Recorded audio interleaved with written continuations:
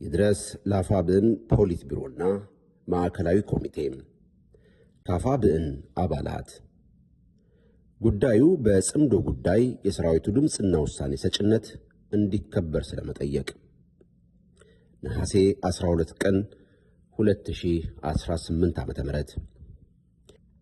እኛ ስማችን ለጊዜው አደባባይ ከማውጣት የተቆጠበንና በተለያየ እርከን ላይ ያለን የአፋብን አባላት ላለፉት ጥቂት ወራት በመገናኛ ብዙሃን ጽምዶ ስለሚባል የታጣቂ ኃይሎች ስብስብ ስንሰማ ሰንብተናል።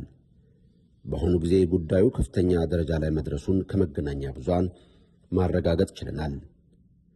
እንደሚታወቀው በማንኛቸውም መንግስት ወይንም ድርጅት ውስጥ ያለ ስራ አስፈጻሚ ከማንኛቸውም ሀገራት ወይንም ኃይሎች ጋር ጥምረት ለማድረግ ማሰብ፣ ማስጠናትና መነጋገር የሚያስችል ኃላፊነትና ስልጣን አለው። የአፋብን ፖሊት ቢሮ በዚህ ልክ ኃላፊነትና ስልጣን ተሰጥቶታል። ከጽምዶ ኃይሎች ጋርም ያደረገው ግንኙነትም ይህንን ታሳቢ ያደረገ ነው ብለን ወስደነዋል። ሆኖም በየትኛውም መንግስት ድርጅትም ሆነ አፋባን ውስጥ ያለ ስራ አስፈጻሚ ከሌሎች ኃይሎች ጋር ሊደረጉ ይገባቸዋል ብሎ የሚያምንባቸውን ጥምረቶች በራሱ ውሳኔ ብቻ ማጽደቅ ወይንም ማስፈጸም ይችላል ማለት አይደለም። እንደ መንግስት በህዝብ በተመረጠ ፓርላማ፣ እንደ ድርጅት ደግሞ ወይ በማዕከላዊ ኮሚቴ ወይንም በጉባኤ ወይንም በአባላት ቀጥተኛ ተሳትፎ ማጸደቅ ይጠበቅበታል።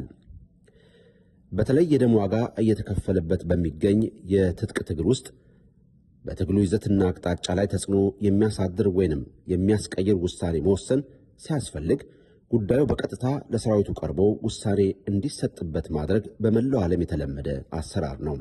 በዚህ አውድ ስራ አስፈጻሚው ጠቃሚ ናቸው የሚላቸውን የውሳኔ ሐሳቦች ይዞ መቅረብ ይችላል፣ ይገባዋልም። ይህን ዓለም አቀፋዊ ህጋዊና ዲሞክራሲያዊ አሰራር በአፋብን ውስጥ ተግባራዊ ተደርጎ ከሞላ ጎደል በባዶ እጁ ሆኖ አፍንጫው ድረስ ከታጠቀው የብልጽግና ጨፍጫፊ ሰራዊት ጋር ላለፉት 3 ዓመታት እየታገለ የሚገኘው የፋኖ ሰራዊት በጸረ አማራነታቸውና በጸረ ኢትዮጵያዊነታቸው ከሚታወቁ ኃይሎች ጋር ስለታሰበው ጥምረት ውይይት አድርጎ የመጨረሻ ውሳኔ መስጠት አለበት። በተለይ አሁን ያለው የአፋብን አመራር በድርጅታዊ ጉባኤ በህጋዊና ዴሞክራሲያዊ መንገድ ያልተመረጠና የፋኖን አንድነት ለማሳለጥ በጊዜያዊነት የተዋቀረ የሽግግር አመራር እንደመሆኑ መጠን መሰረታዊ ጉዳዮች ላይ መወሰን የሚያስችል ህጋዊና ዴሞክራሲያዊ ቁመና የሌለው መሆኑ ታሳቢ ተደርጎ ጉዳዩ ለሰራዊቱ ቀርቦ የመጨረሻ ውሳኔ መስጠት ግድ ይላል። ይህ ሳይሆን ቀርቶ በጊዜያዊነት በተዋቀሩት የአፋብን ፖሊት ቢሮና ማዕከላዊ ኮሚቴ ውሳኔ ብቻ ከጽምዶ ኃይሎች ጋር ስምነት ቢደረግ ብዙሃኑ የአፋብን አባላት ምንም የሚያውቁት ነገር እንደሌለና በውሳኔው እንዳልተሳተፉ ለህዝብም ለታሪክም በዚህ አጋጣሚ እንገልጻለን።